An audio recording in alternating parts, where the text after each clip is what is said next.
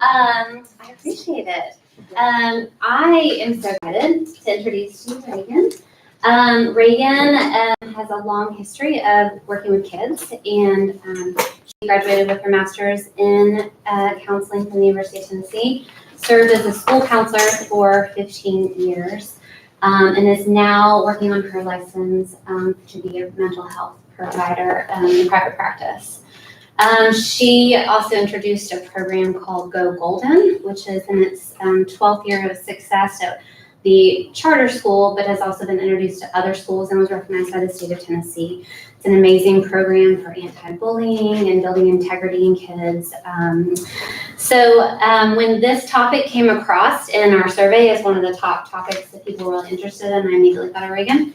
I also have the privilege of being able to parent alongside Reagan for many years, which is an honor, and an honor to call her a friend too. So, thanks, Mandy. Thank you. And she has a few things she wants me to grab afterwards. If you'll I am so sorry I'm so late. It was not the easiest morning at my home. Some people procrastinated on homework, and then I should have had plenty of time, but tried Pellissippi. So you guys know the girl living out here. I stay in the Bearden bubble. I was like out of my area, so gave me anxiety, which was hilarious, and a little bit of panic. So I was like, well, I love the way the Lord works. So I'm like totally humbled this morning, coming in embarrassed in front of y'all, but I'm happy to be here. I was so honored to be asked to be here, and so there's a lot on these papers. I'm going to go kind of fast. A lot of it is going to be like common sense that is not like a genius, thought or idea, but I hope something here you haven't heard before, or it sheds light on something. Mandy said this is pretty casual, so please ask me questions, or we can definitely at the end go through and cover anything that springs to mind. Mandy's bringing in some books, and I did bring in some handouts of things that we can, if I don't have enough copies, we'll hopefully get you a copy of something. Copies, yeah. Great. So the first thing I was going to cover is the research right now, but that would take like a whole nother coffee talk.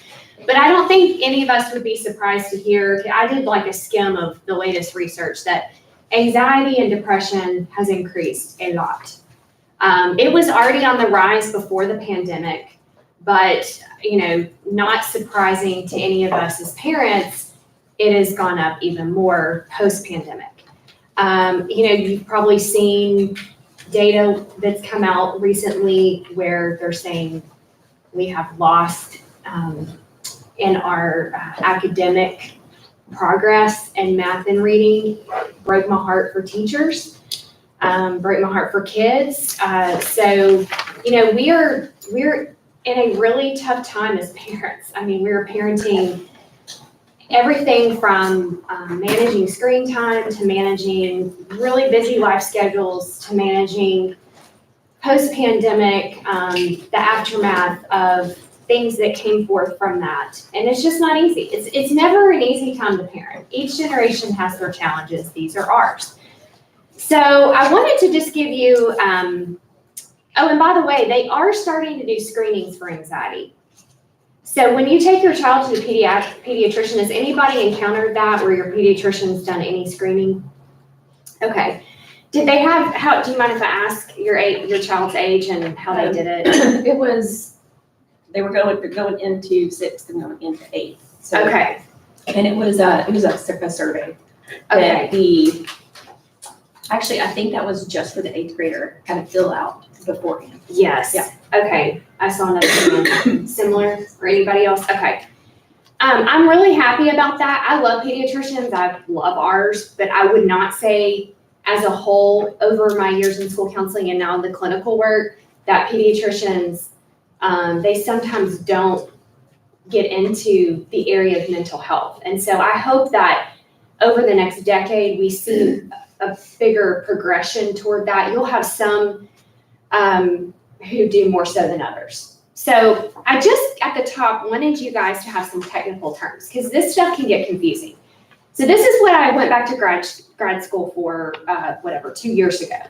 My school counseling years were awesome, wonderful, but I was not licensed to do clinical work. So I could not diagnose and I could not treat.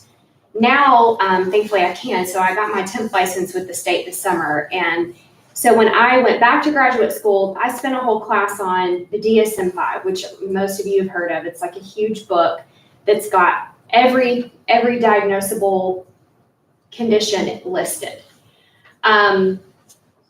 In private practice, I don't have to diagnose. Sometimes it's important for me to diagnose because of the type of diagnosis or diagnoses, and in order for that client for us to form a proper treatment plan. But I just want to tell you, we all have anxiety. We all do. So we go through times in our life that are like that. We go through phases and seasons, but generalized anxiety disorder, this is the first one I'll define. This is what is in the DSM-5. In other words, there's a medical code for this anxiety. This is overwhelming response. We've all heard of fight or flight. Has anyone heard of freeze or flock? So this is kind of newer lingo, but obviously fight or flight, we know. Freeze is just that paralysis that I think we all could relate to, of just when you are feeling anxious and you don't know what to do, so you kind of do nothing. And the flock is really interesting. I was in a training a couple of summers ago about pediatrics and brain development, and what the researcher and presenter was sharing is that kind of human nature will flock towards sometimes people who are going through similar things.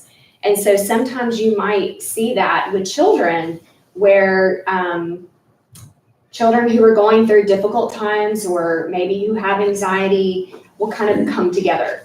Oh, I guess you can find it. You can find it.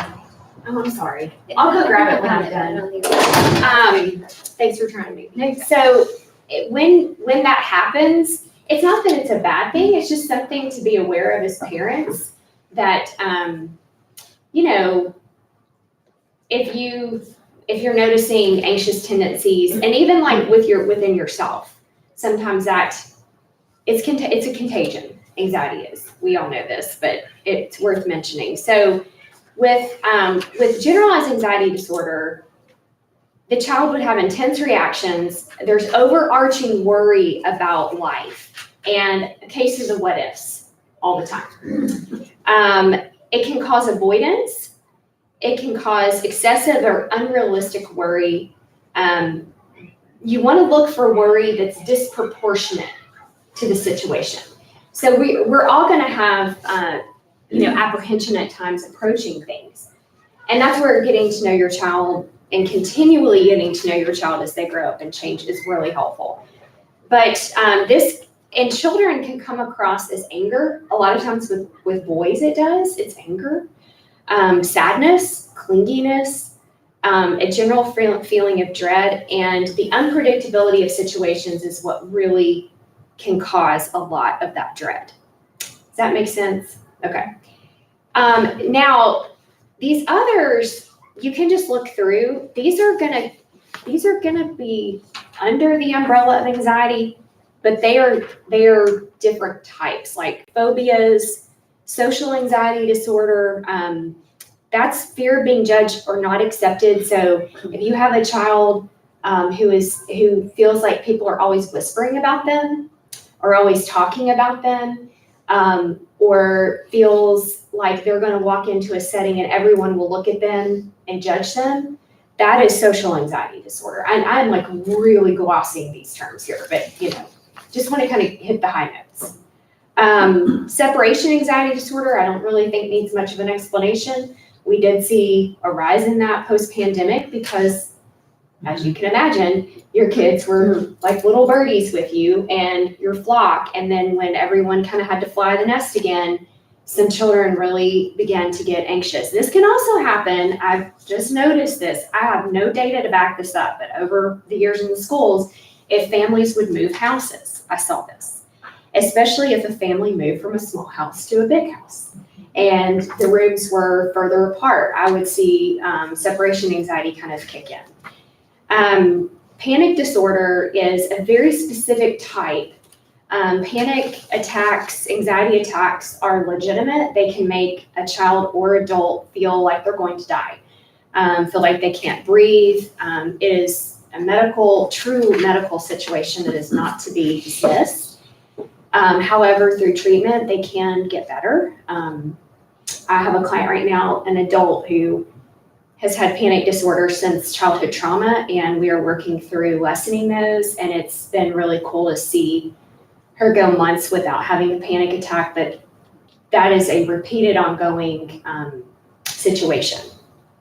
Okay, related conditions, OCD, ADHD, PTSD, grief or complicated bereavement, acute stress disorder, depression, adjustment disorder, selective mutism.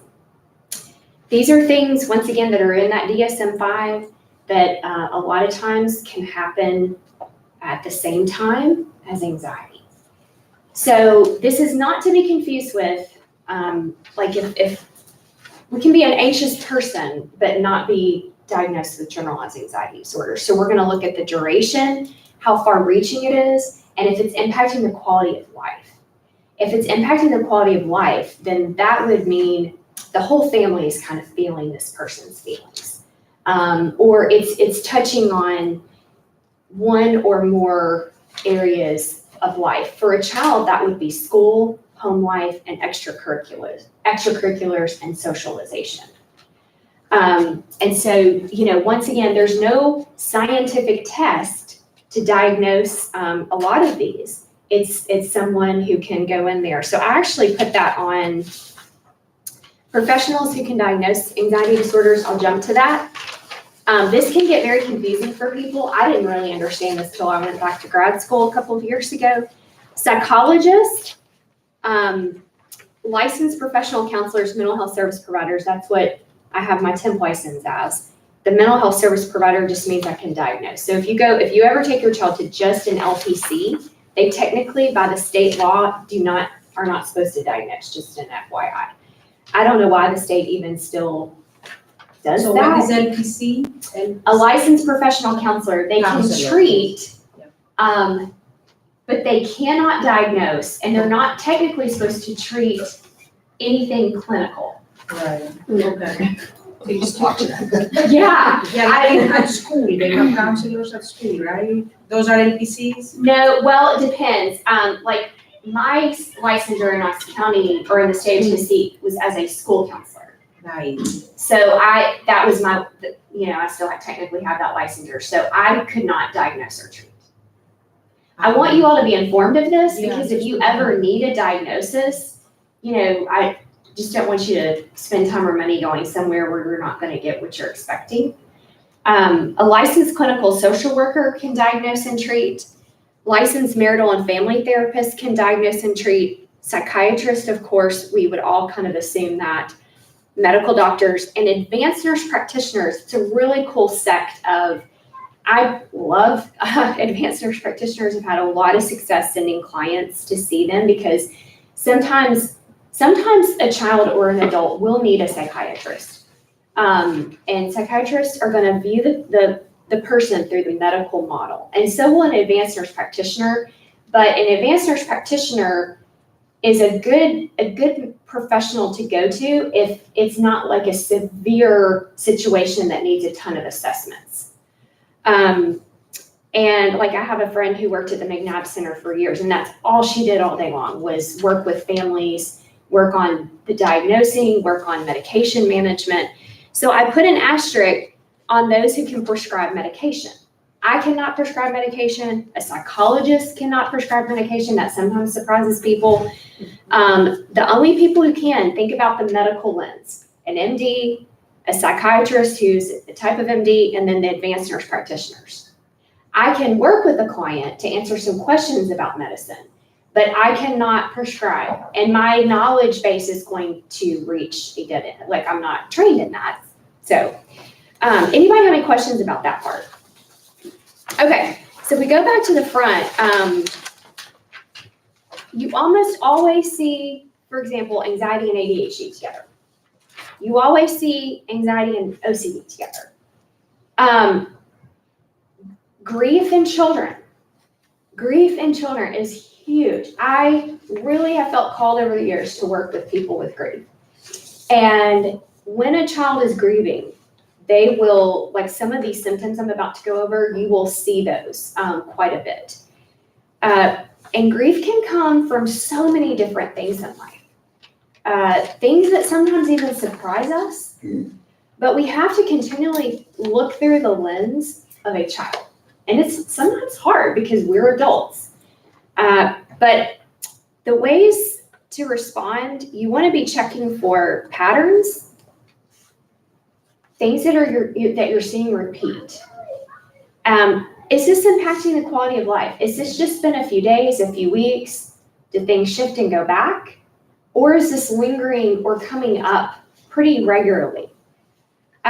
We definitely want to check for suicidal thoughts and behaviors. Can children as young as kindergarten and preschool have those? Yes. In Knox County, I had to do assessments with children who were having suicidal ideation. And the youngest I did one for was a kindergartner.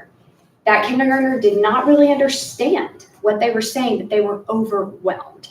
So we're looking for that underlying issue of emotion and thought and behavior.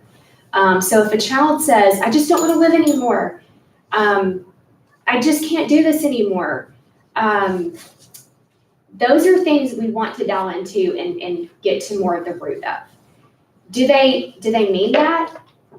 Usually not. Usually they're just feeling overwhelmed, but don't have the language yet to really put words to what they're experiencing internally. Older kids, middle school and high schoolers, we definitely have to pay attention to what they're saying. Even if we believe at a certain point it's for attention, because I would hear that over the years from parents, well, I think they're just saying this for attention. Well, but okay, maybe that's true, but why are they at the point where they're needing to say something like this for attention? Does that make sense? We always want to go deeper. As a parent, I would always encourage you to plug into the help of a professional if your child has a pattern of saying things like that. If anything, just to work on language to put with how they're feeling. You want to look for the presence of other concerns. Are there learning delays going on?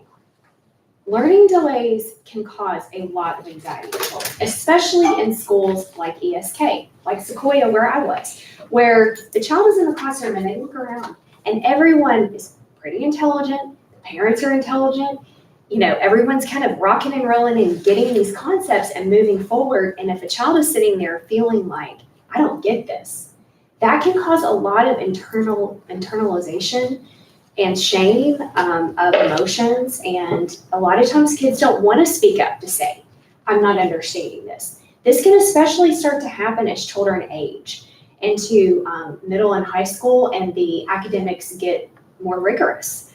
And we also want to think about health issues. So I always joked that the GI group at UT Hospital Children's Hospital always joked that like Sequoia families have pretty much paid for their salaries or because I would have kids every year that needed to go have GI workups done. Some of your kids have probably done that. And that's a good thing. That means that you guys are dialed in, that you're proactive with your child's health. That's amazing. I have had so many kids every year, a child would go to the ER because they were constipated. And that's just, if not several kids. Kids are scared to go to the bathroom at school. They'll hold their pee and poop all day. These are things that can be very typical for kids. But once again, we want to look for the pattern in that. Is there something more? I feel so much empathy for parents of children with stomach issues. Tell you what, there is not much harder thing to figure out. And then like Mandy, your work with, diet as a dietitian, there are so many areas or directions that could go in that parents are just trying to figure out which way do we go here. And a lot of times it's both. And you don't really know what is coming first. Is it the stomach issue causing the anxiety? Is it the anxiety causing the stomach? And sometimes we don't even really have to know that. We just have to treat the symptoms. Talk with your child, but try not to overwhelm them. How many of you have children who are open books and will just gab? Okay, look at this. I mean, this is like rough data here. One out of how many are me in here? What if I say I have one of each? One of each? Yeah. Boy or girl who's open? I have both boys. Both boys. So one boy's open, one is not. Okay. One I know everything that's going on with all the kids in the class, another one I can't get a word out. Where, yeah. And isn't it interesting, if you were just parenting the one who told you everything, you know, you would maybe like think, oh, this is what kids do, you know? So how many of you have kind of an in-betweener? They'll tell you stuff on occasion, but yeah. How many of you have like the log vaults? They're like not getting anything out of them. Yeah. So ironically, the Lord gave me two boys who don't tell me jack. And I was like, I will never forget Riggs, who's now in 6th grade. I would ask him how he was feeling because he's my sensitive one. And he would go, Mom, no normal parent asks their child that. You just asked me that because you're a school counselor. And Reed is so chill, my 9th grader. He's so chill. I mean, he had to have knee surgery last year, and a girl broke his heart. You know, he had his first girlfriend. She broke up them. So I was seeing him cry, and I was like, yes, like he's got emotions. Like we're moving here, you know, like. So it's really fascinating. Parenting is so humbling, but check with professionals, but try not to overwhelm your kids. Like when they get in the car, if I were going to give you any advice today, it'd be just be quiet for a little while. Don't start bombarding them with a million questions because they will shut it down. And then they will get a little chapped with you and they'll really shut it down. So just be patient with them. And I've given you some sentence starters in a minute that will help you get a little bit of information out. But you want to check for these common symptoms, a change of behaviors or personality traits. That is like the number one thing we kind of dial into. If you've got a kid who's like loving soccer and they are just like in the car, wanting to get there, and then all of a sudden they stop wanting to go. You know, question mark, what's going on here? I didn't put this in here, but my own therapist has taught me this, and it has like really helped me in life. Lead with curiosity. Lead with curiosity. I try to do that in my marriage. I try to do that with my children, with my friends, my family, because I sometimes want to jump to a conclusion. I sometimes want to go in with acute accusations. So with this kind of thing, you want to really be like proactive but gentle. And I think leading with curiosity kind of helps us gain that balance. With anxiety, you often see big feelings, big sadness, big anger, big frustration, big confusion. Probably forgetting some. How do you separate that from just being puberty? Excellent question. No answer. When I started counseling before I had kids and I thought I knew everything, you know, I don't think I thought I knew everything, but I did kind of in my mind like have some thoughts on I knew more than I did. And I remember 7th graders, especially the boys, because I started in middle school. I was like, these kids are aliens. What's wrong with them? They're like not real humans. Puberty it's interesting, definitely. So, you know, you want to think about who they were before puberty and then glimpses during puberty of who they're going to become. And if they are consistently anxious or having big feelings, then you could check in with them, you know, about what that's about for them. And you want to really look too, is it affecting their self-worth and their self-acceptance? If it's just them having big feelings and then it's in the moment and then it's gone, it's probably puberty. If it's lingering and infiltrating how they feel about themselves, then that's a bigger issue, I would say. Does that answer your question? Curious about the lead with curiosity. Can you do like an example there? Are you saying like instead of saying like you are doing this and why are you doing it? Like Yeah. yeah. Like ask I questions. wonder if you had a tough day at school. Okay. Open-ended. Yeah, I noticed you didn't mention how you did on your math test. Okay. But if you have a kid who's quiet all the time, Yeah. you're asking for information which is against their pattern. Yeah. So what happens if they continue your pattern? If they continue their pattern, excuse me. You know, it just takes a lot of patience. And at some point, hopefully they'll open up a little bit more. But I just always think about sprinkling in where I can. And if I, as a parent, can get a nugget of information, that day or within a few days, I take that as a parent victory. Because it's hard, and I have to believe that in the long run, my child is going to know I am there. And I try to always reinstate the obvious. I'm so glad God made you to be my child. I'm so grateful I get to be your mom. Hey, I know I've told you this over and over, but I'm here if you ever need anything. Because we kind of assume our kids know these things, but they, they'll get, especially if they have anxiety, they'll get in their head about stuff. And they will lose sight sometimes of who's there to help them. You want to look for, are they distracted, like in class? Because anxiety and ADHD, for example, can really mirror one another. And they also go hand in hand. But changes in eating and sleeping habits, that is a huge one for kids. Sometimes kids will stop eating, not as much eating too much. We kind of end up doing that more as adults, but most kids, if they're anxious, will stop eating or eat less. But the sleeping thing is huge. Like top, 3 or 4 questions I would ask as a school counselor is, how's your child sleeping and eating? Because that's a huge part of growing up. Stomach issues, we've mentioned, feelings of doom or panic, ruminations, going over and over and over and over and over and over and over. Avoidance, clinginess. Okay, this is a big one. A lot of times children, when they're going through anxiety or like abuse, neglect, they will revert to past developmental stages. I also have noticed this with children with ADHD. They will, like if they're about to spring forth into like a growth spurt of maturity, they will sometimes revert back to much younger patterns. It is bizarre to me, but it is. Have any of y'all ever experienced that as a parent? So, like for example, with anxiety, that might mean that they start asking you to lay down with them at night again. Or they start wanting you to walk them into school and you haven't done that in like 3 years. Or they might start, needing to be right by your side in a social situation. So tense posturing, it's really interesting as clinical therapists if I have people who come in and sit on the edge of the sofa or the chair in my office and they're really tense.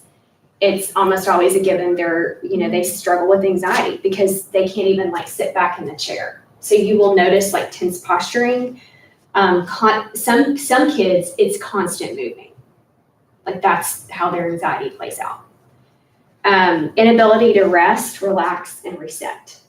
And if that describes you, then start with yourself is my feedback on getting your own support and help and self-care, because if we can't relax, no one else around us will relax. And that is very hard on children. And lack of emotional regulation in general. Just the smallest thing sets them off or makes them upset, and that is very hard for parents because we don't know when that's going to happen. Sometimes it's unpredictable.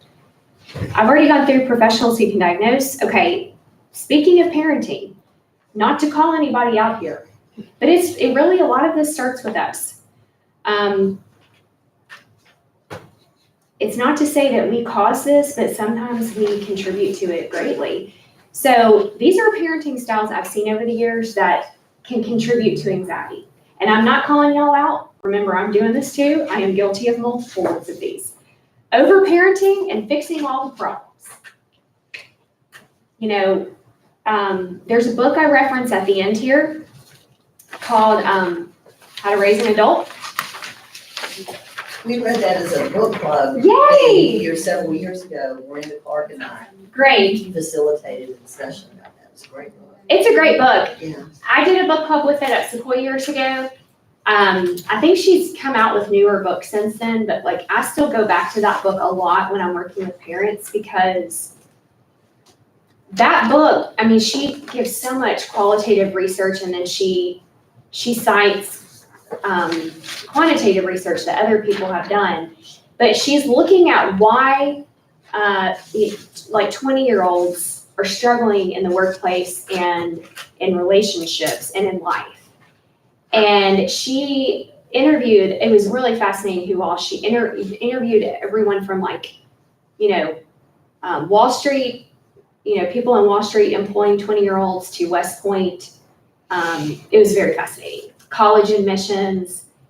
And I was blown away by, I want to say it was UT Chattanooga that did some research that children who had parents incarcerated had less anxiety than parents from homes like ours, like, middle to upper class educated families.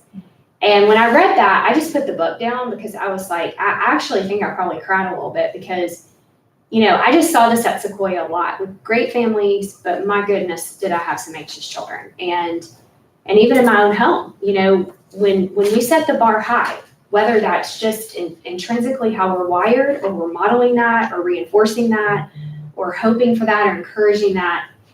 And a lot of my students at Sequoia, at first I thought, what are these parents doing to these kids? But then I learned a lot of these kids were just wired to want to do really well in things. And so you've got a little bit of both. But that book is a really good one for giving us a bigger picture of what we need to be doing, even with little ones and chores, for example, to help instill a sense of self-efficacy and responsibility and ownership. So when we come through and we solve all the problems for our child, we're denying them the opportunity to struggle and to learn how to solve problems for themselves. And there are certain problems we're not going to do that with, like if a child is being bullied. We're not going to say, oh, good luck with that. We're going to step in to advocate and support because bullying is something research shows us needs the support of an adult to resolve.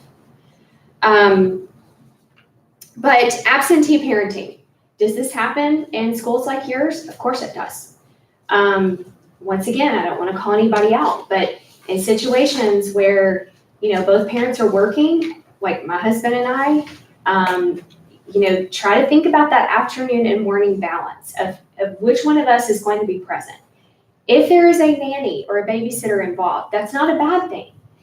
Grandparents, not a bad thing. In fact, that's a beautiful thing, I think, to have the grandparents involved. But we want to look at, are we around? Are we available? Are we present? So if there is a babysitter, when you get home, how are you coming into your child? How are you reading them? How are you checking in with them?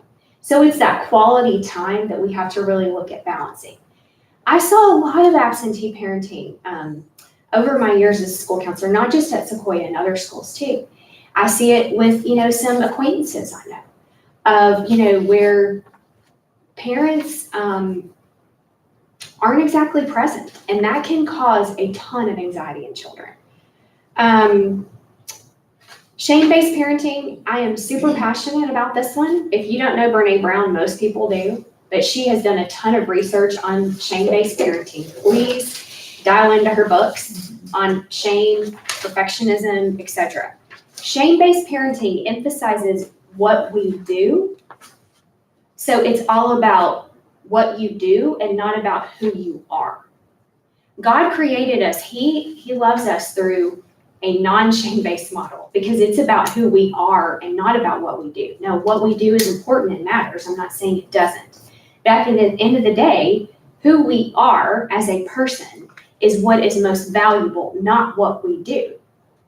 So that means when we don't do well in academics or sports or whatever, then there's still worth and value to who we are as a person. So that creates self-worth.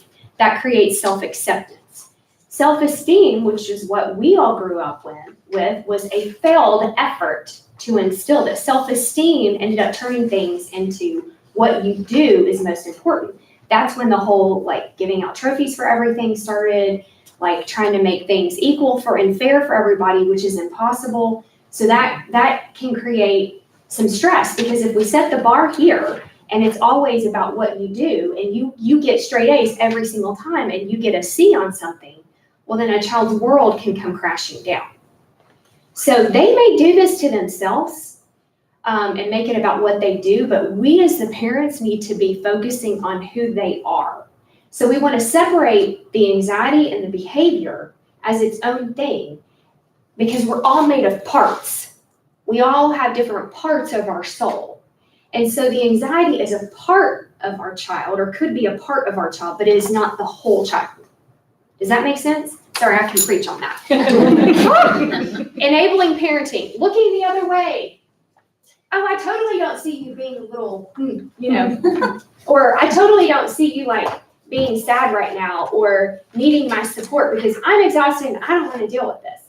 Ignorance is not bliss. It might save you a momentary moment of blip of like relief, but it will compound on you. And that's a really tough situation for parents when they realize, oh my goodness, and we're all going to do it. We're all going to enable something in our children that they're going to have to work through someday. But we want to be careful not to make that the pattern. Comparison trap parenting. Anybody? That is a big one for our communities because everybody looks to have it together and we're thinking, what's wrong with my family? Or what's wrong with my child? Be careful, guard your heart against going down that type of parenting. Path to perfection parenting, I would say number 1 or 2 thing that my clients mention they struggle with because of the way that they were raised is parents who expected perfection. Dysfunction, like if there's chaos in the home all the time, that will breed anxiety. Avoidance, prioritizing popularity, acceptance, self-righteousness, those are going to breed anxiety. Blaming yourself to the point of paralysis. I'm just not going to do anything because I don't know what to do. Risk for anxiety, genetics and brain chemistry, not a surprise to all of us, but I want to remind you all of this because that is not any of our fault. I always told my kids, my students, we don't get to place an order when we're born for our skin color, our eye color, our hair color, who our parents are, the kind of financial situation we're born into, our gifts and our talents. The same thing for anxiety. That's not anyone's fault. When it is a genetics, and it is. Environmental stressors, family changes, grief, pandemics, academics, friendship stuff is a big one.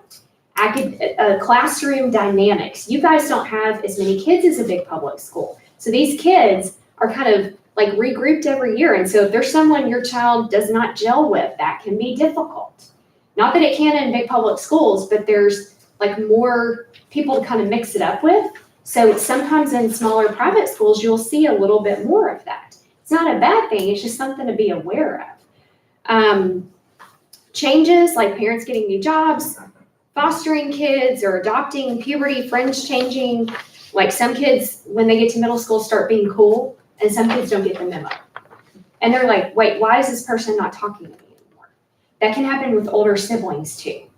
Saw that with my older to my younger. It broke my heart. It still does. I'm like, can we go back to y'all just being little people together? Growing older, sibling dynamics. If one sibling is put on a pedestal and is the it child, do you not think your other kids are going to dial into that? They will, and they're going to know that is the favorite in our home. That's the standard. Parent remarries, blending families. I'm going to tell you, no matter how much everybody loves each other, this will cause anxiety. It will. Even if it's a great thing. New routines and new rules, shame-based parenting, I mentioned moving, bullying, low self-worth or acceptance, introverted personality. Please know that if you have an introverted child, that is something to be celebrated. We do not all have to be extroverts in this world. The world needs introverted people. And so if a family values the extroverted child or sibling or style and the introverted child, that can cause some problems. Codependency. Please do not make your child dependent upon you to solve every problem for them. Be careful of that entering adulthood. Medical stuff, trauma and abuse, illness, injury, drug misuse or withdrawal, including when baby is in womb. Practices to live by. Grace, compassion. Check your own anxiety. Cannot emphasize that enough. Please be intentional to get to know your child. Apart from their siblings, apart from who you are, your spouse, your partner, your mom and dad, like It's great to make connections to other family members or friends, but please treat your child like the individual they are. The mindset, struggle is good. I don't like saying that. I bet you all don't like hearing it, but struggle is good. Isolation is not. We do not want our children to struggle in isolation, but them struggling is necessary and important for their development. The learning pit, something I learned from teachers at Sequoia, being down in that pit when a child is learning in academics, what researchers know is that pit helps them spring forth even stronger. So I had a parent who used to call it the struggle bus. We're on the struggle bus today. But the learning pit, the struggle bus, like get some lingo in your head and kind of like make it a motto. Take inventory, give safe boundaries to the part of you that seeks to control everything or seeks ignorance. So check in with yourself. Always incorporate a perspective of faith if that is your choice, but I know for me it has helped me tremendously over the years. Framework for life. This will not last forever, but I'm going to be here to get you through it. Guard against comparison. Here are some sentence starters. I wonder how you feel right now. Let me know when you feel like sharing. Let me know how I can help. I wonder if fill in the blank. I noticed that, fill in the blank. I'm curious about. You seem to be feeling mad. For especially little ones or kids who don't have emotional intelligence to label their feelings, label them for them until they can do it themselves. And you could be wrong. You seem to be feeling mad. I could be wrong. Let me know.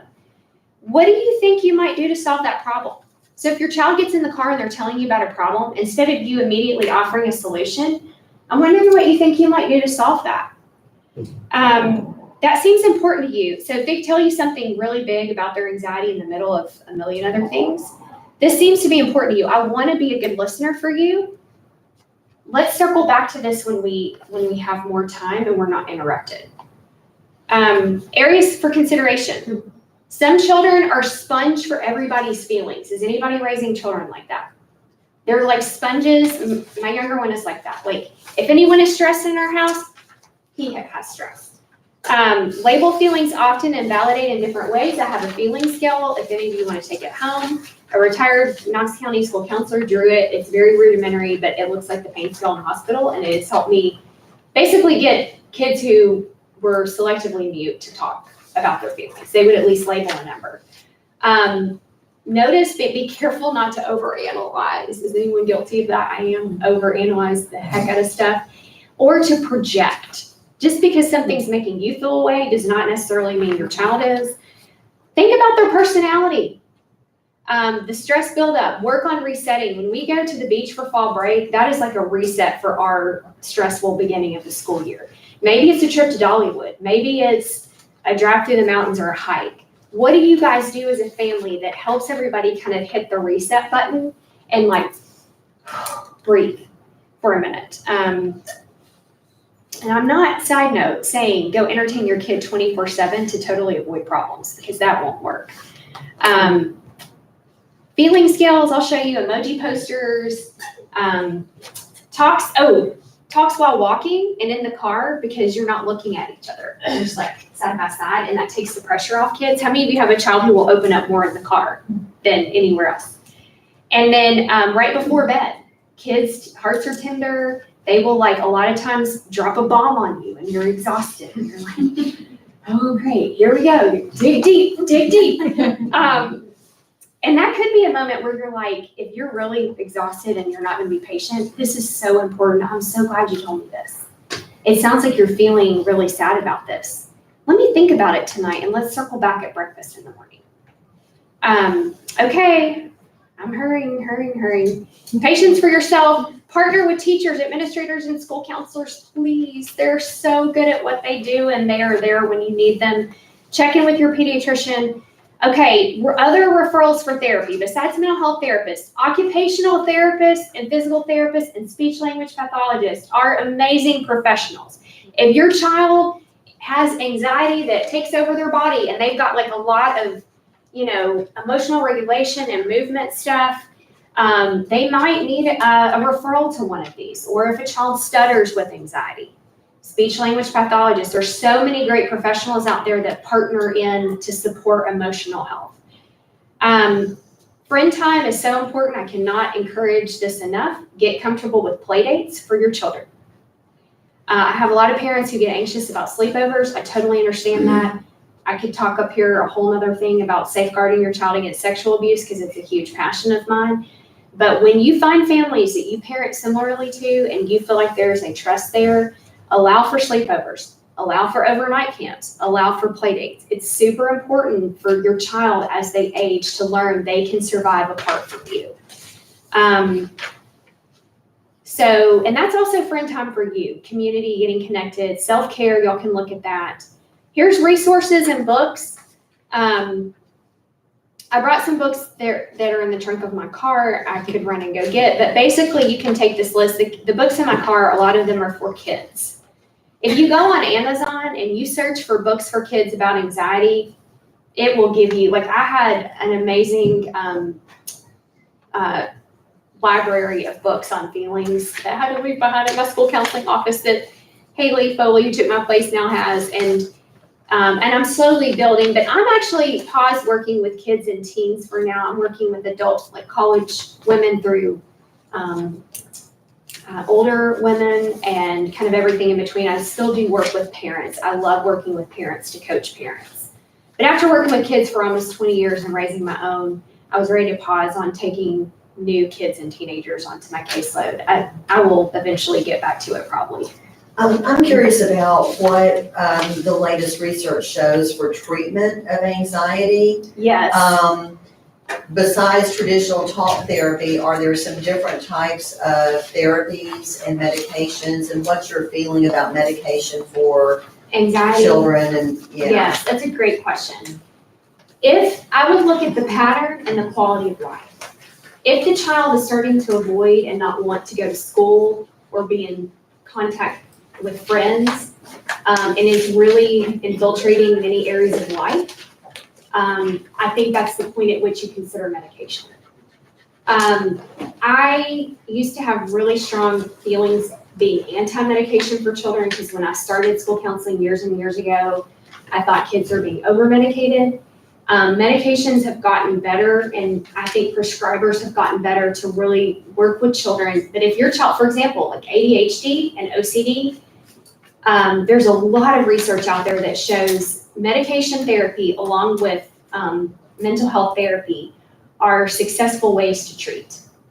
And so, it is very hard for us as parents to get to that point because a lot of times we'll feel like we have failed. But a friend of mine who's a nurse practitioner said, who treats mental health, she said, you would not think twice if your child was told they had diabetes or a heart disease, you would get on a medication in a heartbeat. Our brain is an organ, and we cannot help the way that brains are circuited and wired. In terms of therapy, I think it's most important to find a therapist your child clicks with. And the types of therapies that a lot of times work for anxiety with children, cognitive behavioral therapy that's been around forever is a great one. But I would say like play therapy is great for little kids. As children get older, they can do more talking in therapy, but when I have kids come in, it's still important to me to get down on the floor and play a game.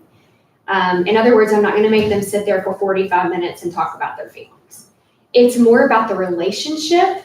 So if they feel comfortable with someone and they can form that relationship, to me, that trumps the type of therapy. But there are all kinds of, like with play therapy, and I would include grief therapy in that,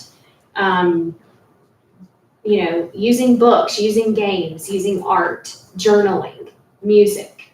Sometimes I had a child in my office recently that's grieving the death of a parent. And at one point I put on music and I have a grief wave and I let the child chart where they are in the grief wave. So types of therapy, I love internal family systems. It's not family therapy, but it's a parts therapy. And so it's like we're all made of different parts. And so that's the type I'm doing. I don't know if that answers your question. Yeah, and Yeah. I really appreciate that because kids don't live in isolation, they function as part of the system. That's And right. so I think it's really important that when kids are seeing a therapist, that parents are fully involved in what they can do to support and understand, because it's really hard to parent a child who has anxiety or ADHD, or being a mom of two that, and like, I think it was Donna who asked, how do you know what's normal and what's not? It is so Yes. hard to understand, and that's where the help of a professional. Agreed. And I do want to clarify about what I do here. I am only a school counselor. So I'm a great trusted adult, and so is Sarah Kate, to work with children, to support them here at school with anxiety, talking about feelings, Yes. being a safe person, problem solving. We always play games, not so much in middle school because middle schoolers are more likely to want to talk. Mhm. But I have friendship games, I have worry games, I have self-regulation games. Those are really fun, safe ways for kids to learn skills. Yes. But I am limited in my training, and so I do refer out a lot. And I very often say, start with your pediatrician. Yes. See if they'll do a depression screening or an anxiety screening. Yes. See if they think medication is warranted. Who would they recommend? I have a list of therapists that I recommend, but as y'all know, since COVID, there are thousands of therapists in Knoxville and not any openings. Yeah. And Yeah. then some don't take insurance, some don't take your insurance. The ones Yeah. that do have a waiting list. So it can be really hard finding the right It can. fit. Yeah, it can. And I really, really had a hard time when I decided in the spring to pause taking new kids and teens because of that. It really grieved my heart. But there are good people. I know several. So, and I also want to really emphasize treating the family as a whole and the parents, because that can be a part of it. Yes. Yeah, kind of built into that, can you touch on briefly the difference between a therapist and a counselor? And when it might be warranted to go to one and not the other? So that's a great question. Counselors, like school counselors, if the issue is concentrated at school and you check in first with the school counselor and then that resolves the issue, there would not necessarily be a reason to go to a therapist. People can call therapists counselors and counselors therapists. It kind of gets interchanged. It's correct to say a therapist is a type of counselor, but if the counselor is not certified to diagnose or treat, they're technically not a therapist. Does that make sense? And also in the state of Tennessee, for example, anybody can say that they're a life coach and go hang a shingle and give advice on how to get through life.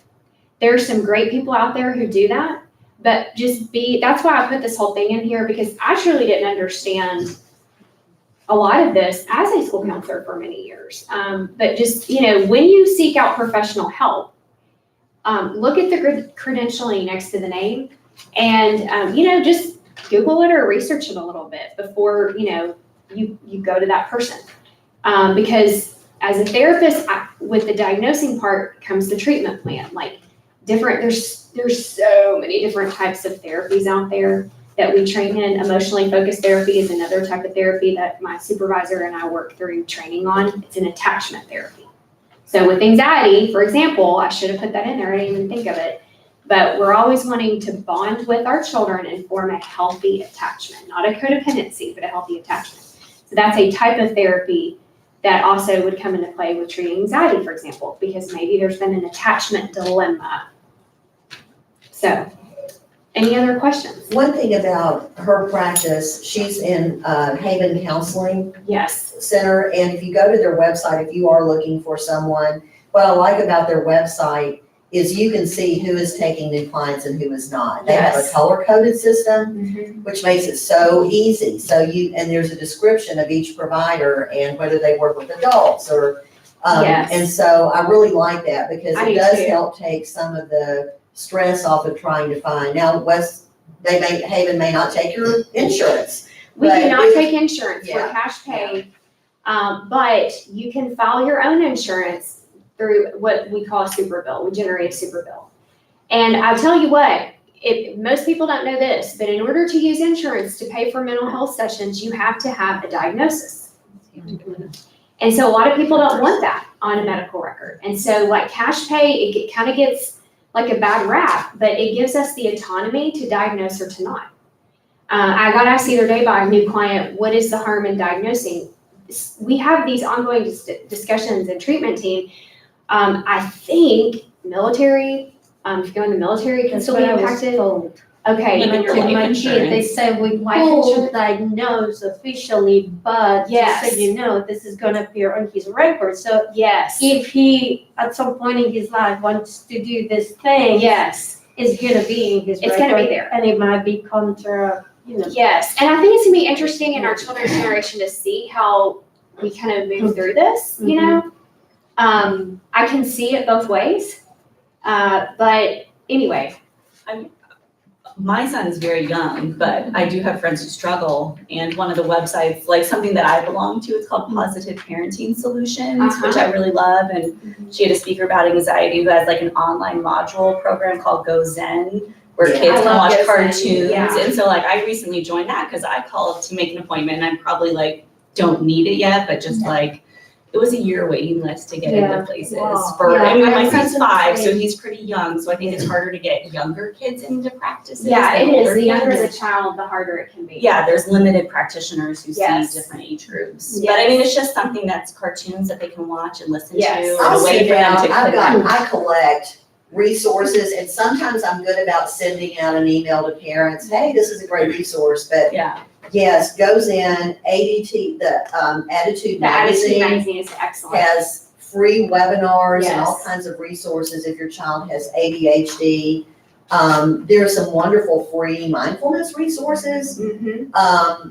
The woman that does the Big Life Journal, all of her emails promote her Big Life Journal, but I'm telling you, she's got some awesome parenting tips in there and also Mhm. good tools for you to check in with your kids' feelings, and so sometimes I send Yes. those out. So I'll compile a list of my favorites and shoot out an email to everybody. Yeah.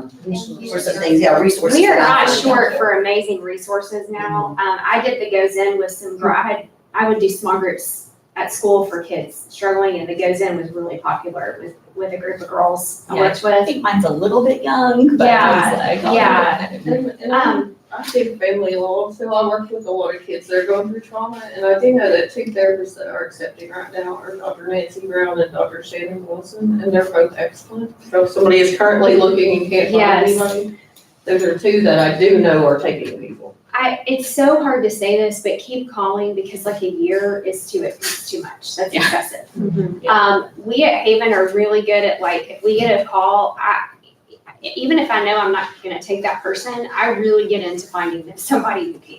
And my teammates are like that too. It's hard right now. It is very I've hard. had some that are like, there's not even a list, like, you just have to keep calling us back. Yeah. But then it's also you need to add in there that you need, if you're finding for your kid, if you're looking for your kid, sorry, then you don't know the first person you're calling is gonna do a click with your son. That's right. Or your kid, so, cause I have to Exactly. go through like 3 To find the before right. we finally, yeah. Amen. And I always tell my people, like, I'm not gonna be everybody's cup of tea. Yeah. And so it's a lot of money and time.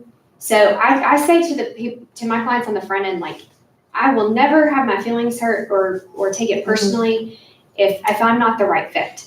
Because I won't be for Yeah, there everybody. were some that I loved, but my Yes. kid was like, No, I'm not- just not into. exactly, Yeah. exactly. And, Good for him. and it for can saying that. it can be hard with kids too, because you're dealing with, they're going through a sensitive time. We don't want them to feel like if they do go to a therapist or a school counselor, we want to normalize it, right? It's Like, funny just- because very often kids will just say it in class, I see a therapist, and nobody blinks. You know, it's Yeah, really yeah, not the stigma now. now. Life Connections Counseling They're has, great, and West yeah. Haven Counseling might have this too, but they have interns that work under supervision, Yes, and they charge like $40 an hour as opposed to $150 an hour. yes, And so that could also be a good place to start. yes. Um, They also have advanced nurse practitioners. Yes, Great yes. ones who, like Gail Cliff, for example, she's probably full, but she works with kids. Uh-huh. Yes, and so, you will have, I don't know if you'll want one of these. Yeah, and This is the rudimentary, so what you can do to get your kids talking about feelings is, 0, super sad, mad, upset, super anxious. 10 is like awesome, amazing, best day ever. Most kindergartners and little ones, they live down here. I don't have any proof of this, other than just a lot of years of talking to children about their feelings. If a child is suffering with depression, they would almost always be a 5. They wouldn't be down here or up here, they'd be kind of just blah in the middle. And once again, take it or leave it, that's just data I collected, talking to a lot of children. But you say, but you want to define this out. You never want to make one number better than the other. You just want to, I always said, how you feel is how you feel is how you feel. Tell me how you feel, show me how you feel, what number are you today? And you want to model this for them. Or you're watching TV or a movie, label how the different characters feel. So like, for example, whatever their most, like the best thing ever they could go and do for fun, they're probably going to be down here. If something, like if you tell them they can't have 15 more minutes of video games, they might be down here. Right. So kids have this wide range of feelings constantly fluctuating. If you have those big feelers with the big personalities, they're going to do these extremes, okay? I always had an agreement with kids on my caseload. If we got below like a 4 or a 3, then we had an agreement we were going to come together. They would get help. They would let me know. We would work together to get through it. Sometimes that's just sitting with someone and comforting them. But I love this scale. It has helped me get a lot of kids to talk. And I'll say, oh, you're a 7. What would make it an 8, 9, or 10? What could improve? You're 7. What's keeping it from being a 0 through 6? So what's going okay? You'll get some really good information. You could say, oh, if the child comes home, my teacher was in a really bad mood. I wonder where she was on the feeling scale. Right, tell me more about that. If you go onto, I'm gonna spell it for you, KIMOCHIS, Kimochis.com. It's adorable they're Japanese feeling plushies, and they've got little bellies. I always said I had emojis before emojis were cool, because I had several of these, and they have these little emojis that come with them. They're very expensive though, just a heads up. They have all kinds of free resources on their website. This feeling poster is a really great one. Can you spell that one more time? KIMOCHIS. If you go on there, you can print these, come in color, because I just have this one copy in black and white. That's another great way to get kids talking about their feelings. Oh, I see, it's a poster, that's what that is. Nice. Yeah, isn't that cute? Yeah, that's cute, yeah. You can go online and find feeling wheels. These are great for older kids, because look, like the core feeling, well, if you go mad and go out from that. Right. So if you Google like feeling wheel and print a copy of that, like that's a great resource. And so I would say like the Kimochis are good for like the real little ones, like elementary school, probably till 5th grade. And then if you get to middle and high school, you want to bump up the feeling identification a little bit more sophisticated. But if you have a middle schooler who still likes a Kimochi poster or something similar, go for it. And then the grief wave is just one I've used forever to get kids talking about their feelings. If anybody wants a copy of it, let me know. But we want to really normalize grief as a part of life. We want to label it grief and talk about the loss and the change, and it starts shock and denial, pain and confusion, healing and growth. But just like waves in the ocean are constantly changing, so do our feelings. Some days are calm days where we can see our feet through the water and our grief is barely noticeable, our sadness is barely there. Some days the waves are black and overwhelming over our head, and those are real heavy grief days. And we might feel like we're over toward healing and growth, and the anniversary of something or somebody says something and we go right back to the beginning. And it just is always ebbing and flowing. So this is a really good one for adults too. I actually wrote a book I would like to publish at some point based on this concept of grief waves. helping children process grief, because it's a really kind of under talked about subject. So I would talked a love to lot- have a copy of that, and then I could scan it and include it in my email to everybody. Yeah. Publish quickly. Publish quickly. Yes. I kind of waited until I get my full licensure, but that will be a couple more years. But We Yeah. can wait. I know this went longer than what Mandy said. I appreciate y'all being here, and I'll be available for questions, or I can stand up here a few more minutes for questions. But thank y'all for being here, and I hope that you gained something from this today that helps you parent. Thank you. Yeah, you're welcome. Thank you. Thank you so much. You're so welcome.